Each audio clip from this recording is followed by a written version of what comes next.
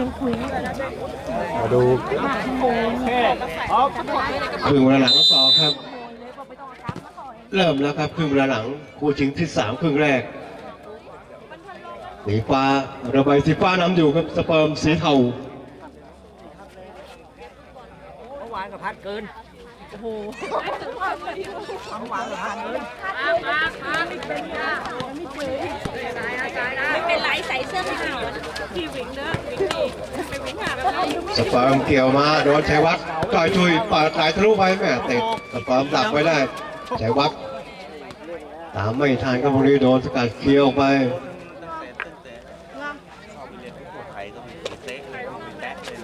พิทยาจำคำกว้างเปิดไปพลิกได้ไหมตรงนี้โอ้โหยิงติดตรงตัวผู้สาประตูโอ้โหตรงนี้สุดที่พงเพลงเอี่ยมเปิดจะเปิดออกมากายเข้าไปเจมอขวามาพลิกไปได้ไหมลูกนี้ธีรพัฒน์อำทองเปิดมาแต่ตรงนี้ชัยวัฒน์ล็อกไหลยิงซ้ำไม่เหลือเลยครับแม่หรือชัยวัฒน์คนเดิมครับแต่ที่เพิ่มมาเป็นสกอร์2-0ครับ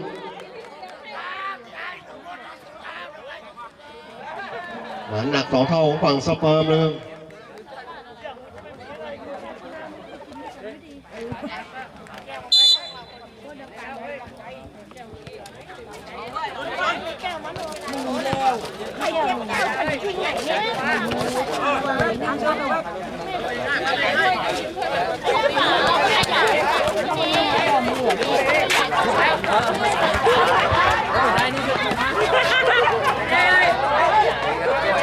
พิทยาปอดโอ้โหยิงกลางน้ำโอ้โหสกอร์ไหลเป็นโจ๊กเลยครับตรงนี้หมายเลขอะไร23หรือไม่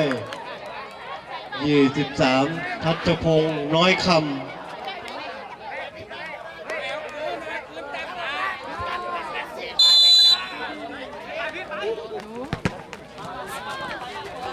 โอ้สเปิร์มตอนเป็น3หนัก3 เท่าเลยครับ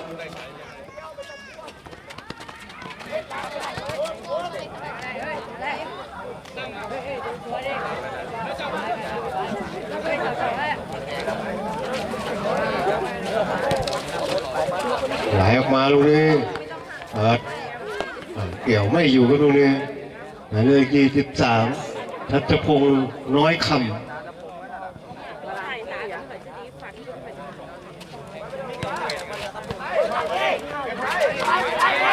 เอาจริงติดบล็อกไม่ได้ครับแม่ลูกนี้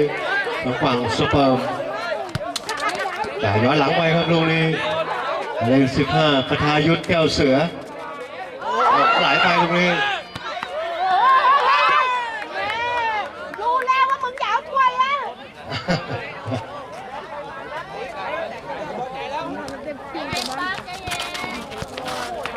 อาวุ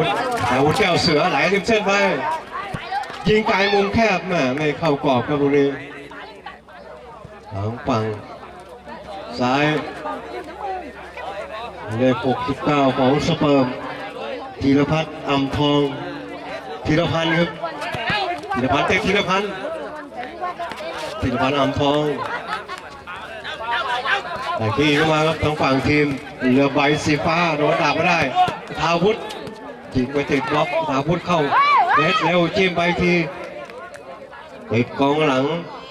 พลทิศพรน้อยออกไปครับได้เตะมุมเข้าไปยิงอ่านเข้ามาโดนโต้เลยครับตรงนี้ออกขวากระจอโดนจิ้มออกไปได้ครับลูกนี้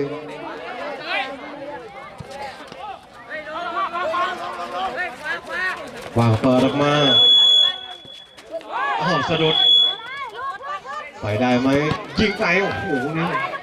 ชัยวัฒน์จอยจุย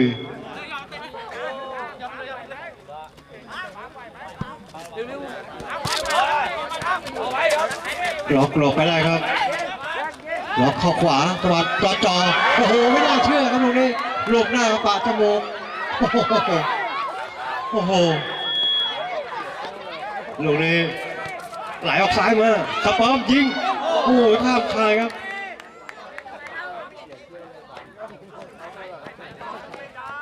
3-0ยังนำอยู่ครับเรือใบสีฟ้า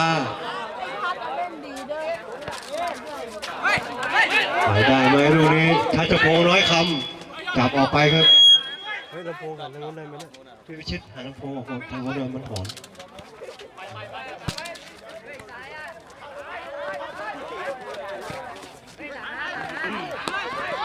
โอ้โห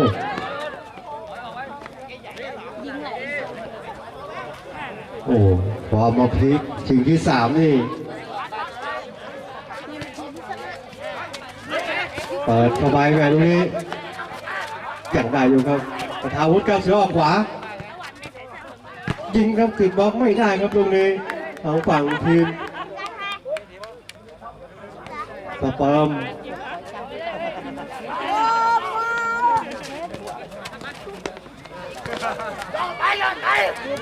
ขวามา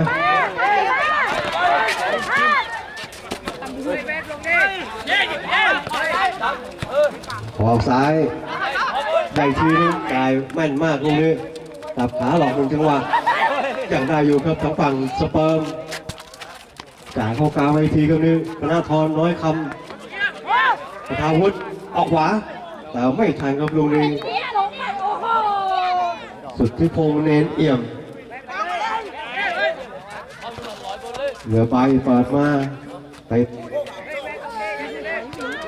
ออกซ้ายมากระทาวุฒิก้าวเสือยิงไกลแม่ตรงนี้ไม่ตรงกรอบเหมือนกัน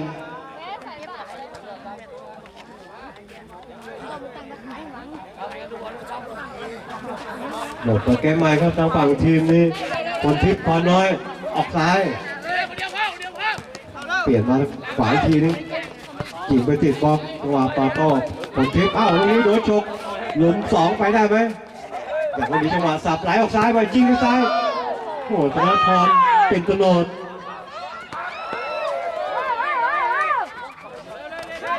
ธนพัฒน์แหมไม่ใช่ธนพรธนพัฒน์จิ้มออกซ้ายมายิงเข้าไปโอ้โหตามมาเป็น1-3หมายเลข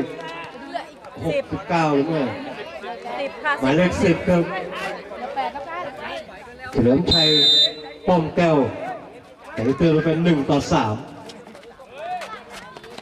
โอ้ประตูยิงสวนเลยครับ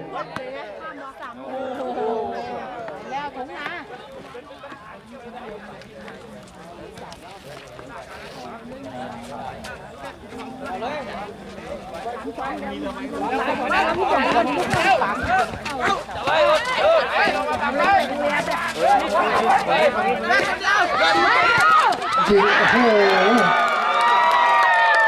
หมายเลข23ชัชพงษ์น้อยคำ40 41ครับเมื่อกี้เบอร์อะไรยิงให้สเปิร์มเบอร์10เฉลิมชัย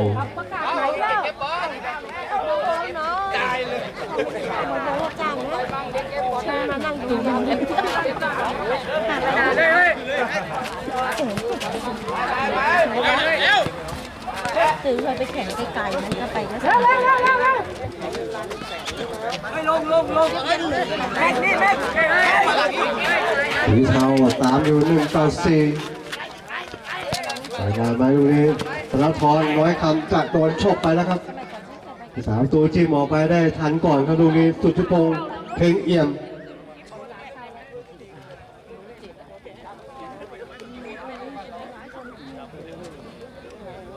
เล่นกันได้สนุกลุ้นระทึกทุกช็อตนะครับทุกทีมเลยวันที่2เข้มข้นมาก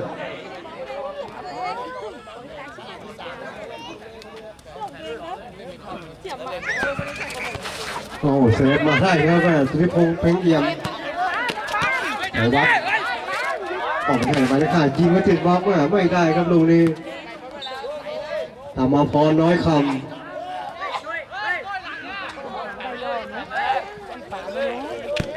ยิงทีธรรมพรไม่ตรงกรอบครับได้เตะมุมครับจะออกหลัง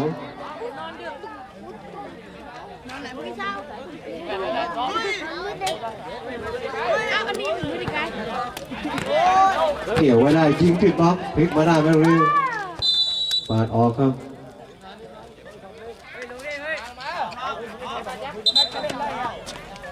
ลูกเปล่าแต่ป้อมจะได้เล่นลูกนี้ขึ้นมา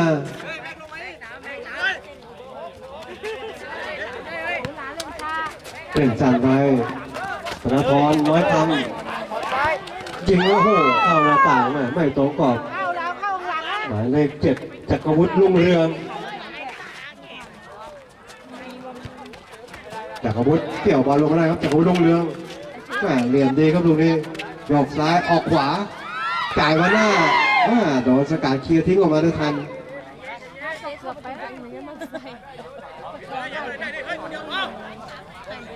ใหญ่ขี้เข้าไปครับทั้งฝั่งทีมระบายตลอดยิงไม่ตรงกรอบครับตรงนี้หมายเลข19ธีรพัฒน์น้อยคำมาถึง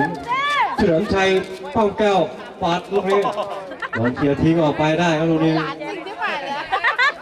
ใครนะไม่หน่อยคนไหนนะเงี้ย พรณพรธรรมพร สงบอลไม่ได้สงเหรอยิงนกนะพี่หน่อย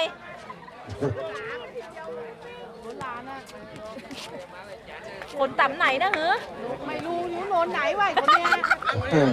เหมือนยังปากขาเข้าบ้านเหรอไม่ได้อยู่โนนเดี๋ยวพี่หน่อยละ เปิดลูกนี้ทีมออกมาไม่ผ่าน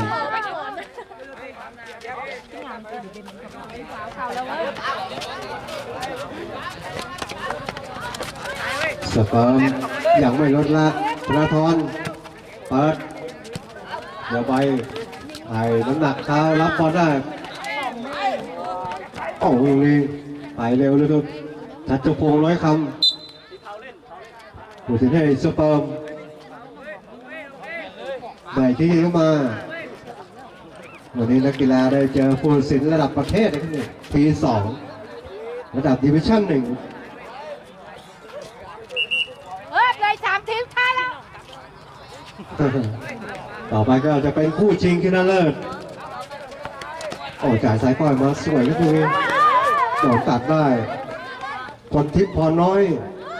จ่ายเข้ามาติดโดนโต้กลับชิงไหวชิงพริบล็อกหลบจิกด้วยซ้ายไม่เข้ากรอบแล้วตรงนี้หมายเลข19ของฝั่งเรือใบธีรพัฒน์น้อยคำฝั่งพริบไปได้ไหมตรงนี้ว้าวหมายเลข24สิทธิพรชอบฟ้าเป็นคิกของทางฝั่งทีมสเปิร์มเหมือนสันมากแต่มายิงกันทีโอ้โหเจียบกาครับตรงนี้หมายเลขอะไรเอ่ยหมายเลข15ครับกระทาวุฒิแก้วเสือครับ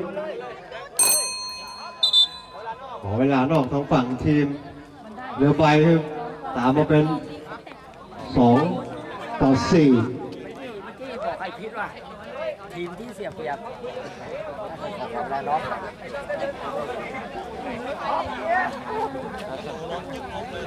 ถูกแล้ว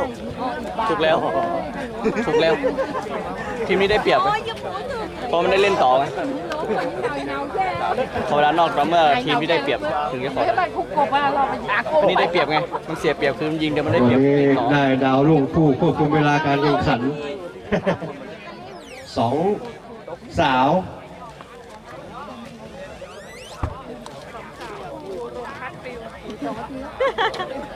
ผ่านเล่นถึงเซเว่นเลยพี่จะทำเล็กคนตัวเล็กแต่ว่าพี่จะถึงไปเร็วถึงไปเร็วฟิวนู้นตัวเล็กน่ารักคน ถ้าทีมหนึ่งได้10,000กลางหัว งั้นเราไป สบาย นั่งกรรมการ4-5,000ช่วยเยอะ รายหนึ่งแล้ว2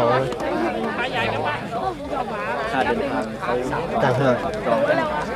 พายเรียนไหนเนี่ย ถ้าบินอย่างเช่นไปเชียงรายไปเชียงใหม่ ไหนก็เรียนไกลแล้ว อันนี้จ่ายเขาจ่ายหมดที่2เหมือนกันค่าเครื่อง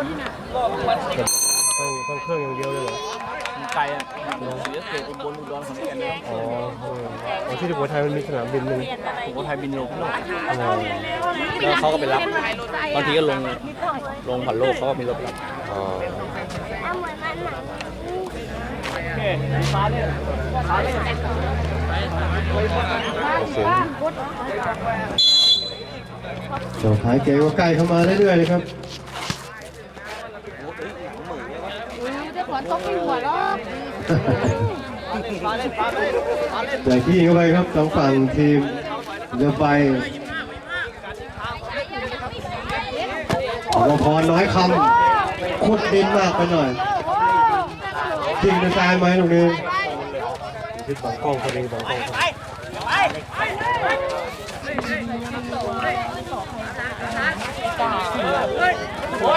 โอ้โหนี่ฮะสะบัดยิงติดครับ3 ทีไม่ตรงกรอบโอ้โหเคลียร์ทิ้งได้ทันครับตรงนี้กองหลังโอ้โหลูกวันนี้เนี่ยลูกเสี้ยววินาที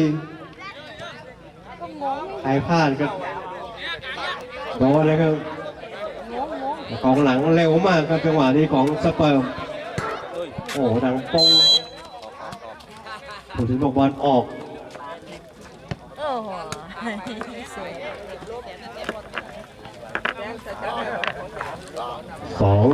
2-4สีเทาตามอยู่ชัยวัฒน์ก่อนช่วยยิงไม่ต้องกรอบครับแม่เลยลูกเป็นสก้อยเน็ตนึง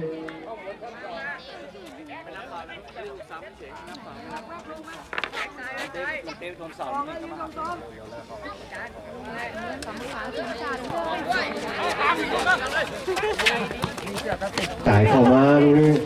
ตรงนี้เตะครับตรงนี้ ดุยหวางไว้นะพวกมึงอะน้อยใจเย็นนี่เราใส่ได้ไหม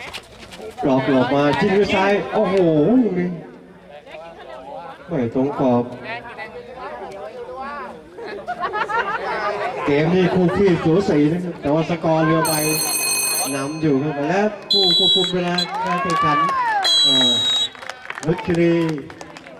กินเมืองก่อนกินให้สัญญาผู้สินพิรศักดิ์กระต่ายทองสารคุยโดนรายการแข่งขันคู่จริงที่ 3 ผลปรากฏว่าเรือใบสีฟ้าได้ครองอันดับที่ 3 ไปครับฟุตซอลสีพิมพ์ครับครั้งที่ 3 ครับเอาชนะทีมสกอร์ไปได้4 ประตูต่อ 2 ครับจากหมายเลข23 2 ประตูครับทัชพงษ์น้อยคำและหมายเลข7ชัยวัฒน์จอยจุ้ย2 ประตูทั้งฝั่งนี้ได้จากหมายเลข15คทาวุฒิแก้วเสือและก็หมายเลข10กับเฉลิมชัยป้อมแก้วได้ที่ 3กับที่ 4 ไปไม่เป็นไรครับจะทำกิจกรรมร่วมกันในชนะเป็นเรื่องผลของการแข่งขันกีฬาแต่ครู่มาพบคู่ชิงชนะเลิศครับผู้ใหญ่แป้งพบกับทีมชลบุรี